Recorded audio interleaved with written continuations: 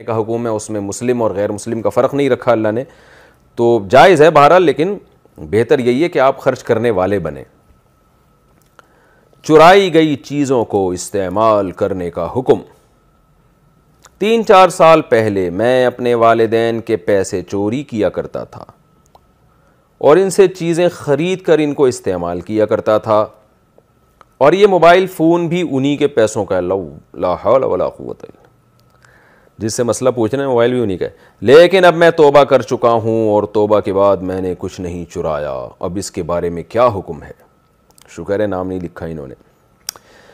भाई देखें, पहली बात तो अल्लाह आपके इस अमल को कबूल फ़रमाए कि आपने पक्की सच्ची तौबा कर ली, खुलेआम एक इजहार कर दिया कि आपको निदामत है।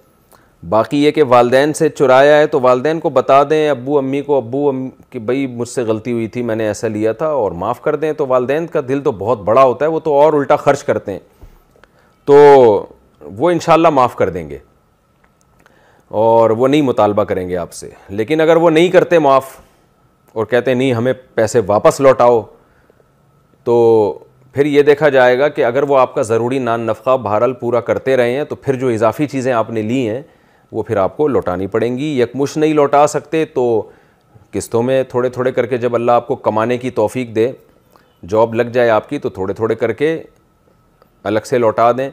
और मोबाइल भी ऐसा ही है कि उनको बता दें, उसके पैसे दे दें, नहीं है तो फिर मोबाइल उनको वापस कर दें। लेकिन वालिदैन उम्मीद है इंशाल्लाह ऐसा करेंगे नहीं। जब आप उनको बताएंगे ना कि भाई मुझसे गलती हुई थी और मैंने पक्की तौबा कर ली है, तो उम्मीद है इंशाल्लाह वो माफ़ कर देंगे और ये सब तकल्लुफ़ की आपको ज़रूरत नहीं रहेगी। मगर आइंदा बहरहाल ये हरकत हरगिज़ ना करें।